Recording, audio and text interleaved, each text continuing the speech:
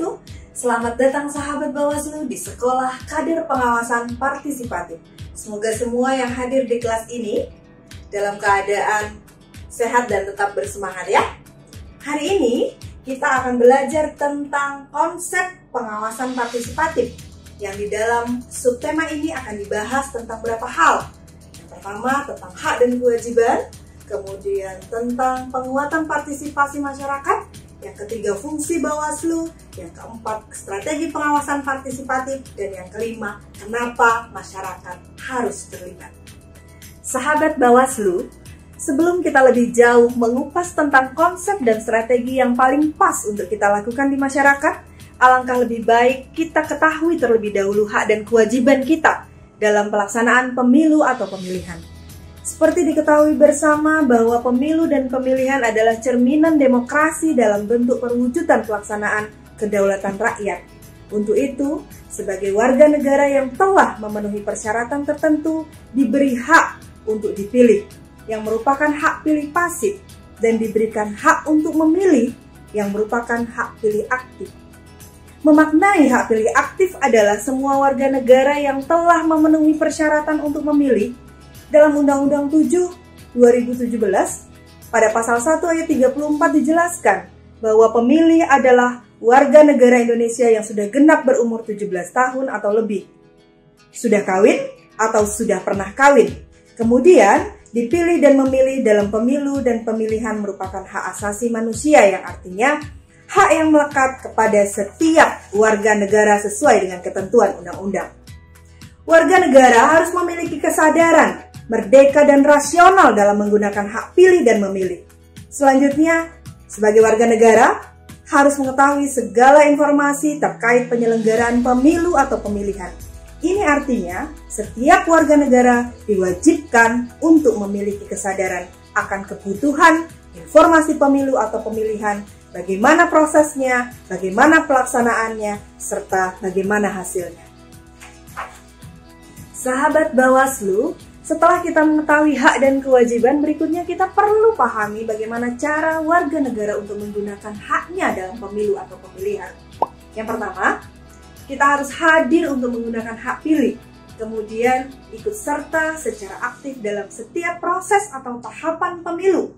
Kemudian, kita harus melakukan pemantauan atau pengawasan pemilu. Pemantauan dan pengawasan pemilu atau pemilihan sangat membutuhkan keterlibatan semua kalangan, agar pelaksanaan demokrasi di negara kita berkualitas dan tentunya berintegritas. Tak kalah penting yaitu kita melaporkan setiap pelanggaran yang ditemukan kepada pengawas pemilu. Ketika gaung partisipatif sampai ke seluruh masyarakat yang notabene adalah pemilih aktif, maka kesadaran untuk memperbaiki kualitas demokrasi akan semakin tinggi, yang salah satunya dapat dilihat dari keinginan masyarakat untuk melapor jika diketahui terdapat pelanggaran pemilu atau pemilihan. Dan yang terakhir, mengikuti setiap perkembangan informasi terkait proses pelaksanaan tahapan pemilu. Sahabat Bawaslu dimanapun Anda berada, Bawaslu melaksanakan partisipasi masyarakat dalam pengawasan didasari dari Undang-Undang 7 tahun 2017. Jika sahabat buka di pasal 94 huruf D, dituliskan bahwa tugas Bawaslu antara lain meningkatkan partisipasi masyarakat dalam pengawasan pemilu. Di pasal 98 ayat 1 huruf D juga dituliskan bahwa tugas Bawaslu Provinsi adalah meningkatkan partisipasi masyarakat dalam pengawasan pemilu di wilayah provinsi. Pada pasal 102 ayat 1 huruf D juga dituliskan bahwa tugas Bawaslu Kabupaten atau Kota diantaranya adalah meningkatkan partisipasi masyarakat dalam pengawasan pemilu di wilayah Kabupaten Kota. Tugas tersebut juga harus dilakukan oleh jajaran ad hoc di tingkat kecamatan yang tertuang pada pasal 105 huruf A poin 4. Sahabat Bawaslu, ketika kita sudah mengetahui di mana ruang yang bisa diisi oleh seluruh masyarakat, maka kita bisa memastikan bahwa pengawasan sudah mengakar di keseharian mereka. Di antaranya, jika masyarakat sudah menyadari pemilu atau pemilihan bukan untuk kepentingan sesaat, dengan membangun kesadaran bersama bahwa pemilu atau pemilihan sebagai penentu masa depan anak cucu kita untuk hadir di negeri ini. Jadi, pemilu bukan uang. Kemudian, membangun kesadaran bahwa partisipasi bukan hanya sudah nyoblos, tetapi bagaimana mengawal suara yang sudah diberikan untuk tidak disalahgunakan. Caranya dengan mengawasi semua proses di lingkungan terdekat kita. Kemudian antusias masyarakat untuk mengetahui rekam jejak orang yang akan dipilih, menentukan pilihan dengan independen tanpa intervensi dari pihak manapun. Karena rekam jejak menjadi penting untuk memperbaiki kualitas pemilu atau pemilihan. Ketika masyarakat sudah selektif dalam memilih, maka dipastikan masyarakat tersebut adalah pemilih rasional dan bukan pemilih pragmatis.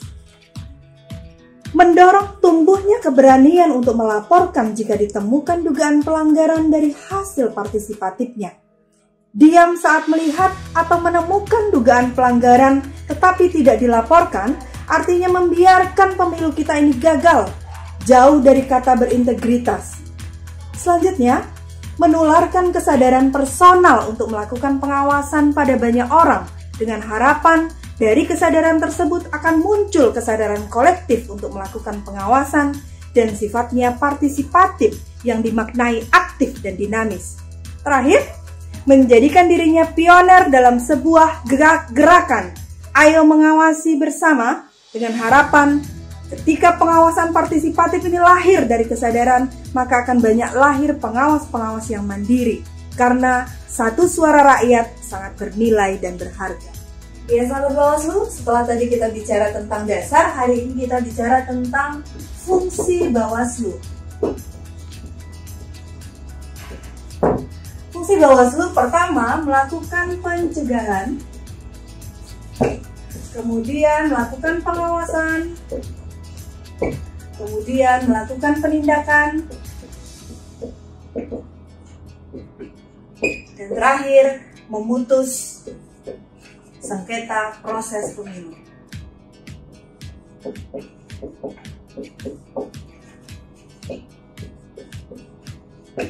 Sahabat Bawaslu, pertanyaan berikutnya, kenapa ya masyarakat harus terlibat dalam pengawasan partisipatif?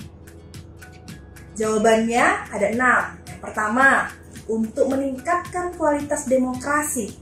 Yang kedua, memastikan hak politik seluruh warga masyarakat agar terlindungi. Yang ketiga, memastikan pemilu kita ini bersih, transparan, berintegritas dari sisi penyelenggara dan penyelenggaraannya. Keempat, mendorong tingginya partisipasi semua elemen masyarakat. Kelima, mendorong terwujudnya pemilu sebagai instrumen penentu kepemimpinan politik dan evaluasi kepemimpinan politik. Dan yang terakhir, mendorong munculnya kepemimpinan politik yang sesuai dengan aspirasi terbesar rakyat. Sahabat Bawaslu, peran masyarakat yang terlibat di pengawasan partisipatif ini diharapkan mampu untuk membantu kerja-kerja pengawasan. Apa saja kerja-kerja pengawasan? Yang pertama, memberikan informasi awal.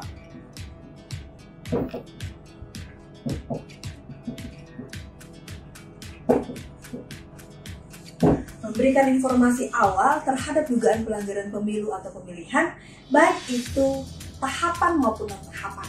Yang kedua, bersama Bawaslu melakukan upaya pencegahan.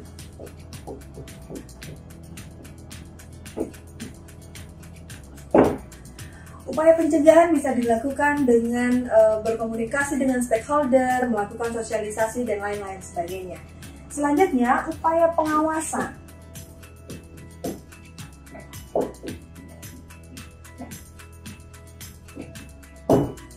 Upaya pengawasan ini untuk memantau jalannya pelaksanaan pemilu dan pemilihan. Dan yang terakhir, melaporkan.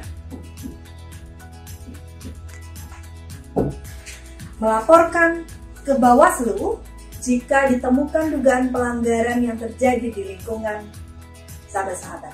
Baik sahabat Bawaslu, di penghujung pelajaran kita kali ini ada 2 kata kunci untuk mengukur keberhasilan partisipasi masyarakat, yaitu bagaimana masyarakat bisa menjaga proses dan bagaimana masyarakat bisa mengawal hasil. Baik, sampai di sini perjumpaan kita.